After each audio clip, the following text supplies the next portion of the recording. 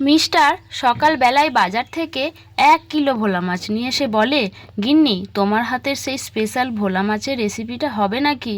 মিস্টারের কথা শুনি না কি করে বলো তো বন্ধুরা।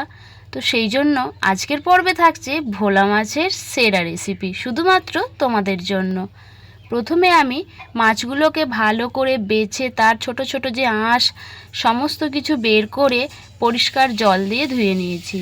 এবার আমি মাছগুলোকে ভালো করে হাত দিয়ে নুন আর হলুদ মাখিয়ে নেব।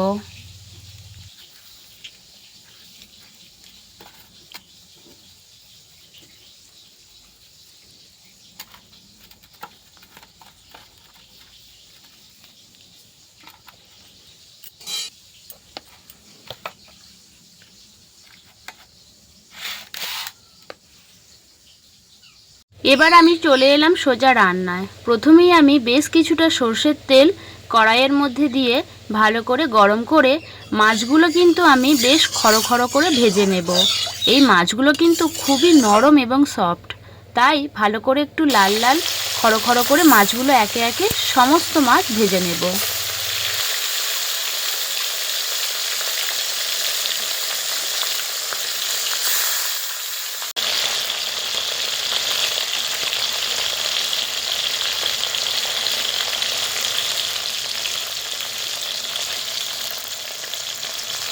মাছ ভাজা হয়ে যাওয়ার পর ওই অবশিষ্ট সর্ষের তেলের মধ্যে দিয়ে দেব বেশ কিছুটা কালো জিরে ও একটা শুকনো লঙ্কা ফোড়নে।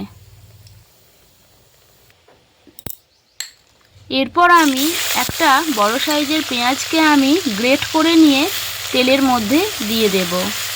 পেঁয়াজটা কিন্তু বেশ ভালো করে ভেজে নিতে হবে। পেঁয়াজটা ভাজা হয়ে এলে এর মধ্যে আছে আদা, অল্প একটু রসুন ও কাঁচা লঙ্কা পেস্ট। এটা আমি ওই পেঁয়াজের উপর দিয়ে দেব। দিয়ে কিন্তু ভালো করে কষিয়ে নিতে হবে। হ্যাঁ বন্ধুরা, ভালো করে কষালে তবেই রান্নার টেস্ট দ্বিগুণ হয়, যেন এর মধ্যে কাঁচা গন্ধটুকু না থাকে। এরপর আমি একে একে অল্প কিছু গুঁড়ো মশলা দিয়ে দেব। প্রথমেই দিলাম হলদি গুঁড়ো, তারপরে দিলাম লাল লঙ্কার গুঁড়ো, তারপরে দিলাম ধনে গুঁড়ো আর অল্প একটু জিরের গুঁড়ো। এবার আমি মশলাগুলোকে সম্পূর্ণ ভালোভাবে কষিয়ে নেব। রান্নার স্বাদ যাতে আরও বেশি দ্বিগুণ হয় সেই জন্য আমি এখানে 2টো টমেটোকে ভালো করে পেস্ট করে নিয়েছি। এর মধ্যে দিয়ে দিলাম টমেটোর পেস্ট। এবার কিন্তু ভালো করে মশলাটা কষিয়ে নেব। আর হ্যাঁ, অবশ্যই দিতে হবে স্বাদ মতো নুন।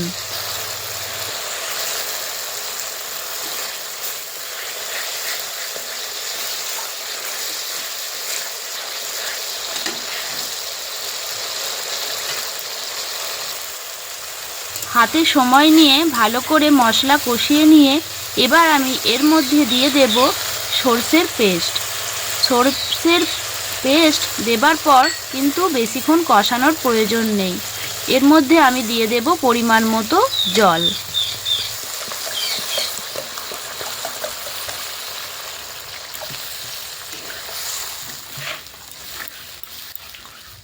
এবার আমি জলটাকে ভালো মতন ফুটতে দেব। গ্রেভিটা কিন্তু ভালো মতো ফুটে উঠেছে। এরপর আমি দিয়ে দেব একে একে ভেজে রাখা সেই ভোলা মাছগুলো।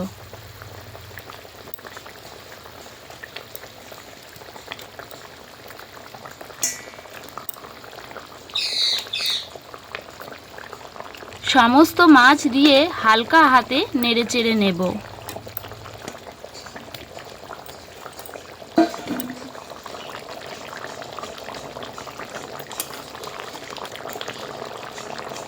মাছ কিন্তু গ্রেভির সাথে ভালোভাবে ফুটে উঠেছে।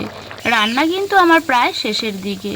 এবার একটু অল্প ধনেপাতা কুচি ছড়িয়ে নাবিয়ে নিলেই কিন্তু একদম তৈরি হয়ে যাবে ভোলা মাছের এই সেরা রেসিপিটা।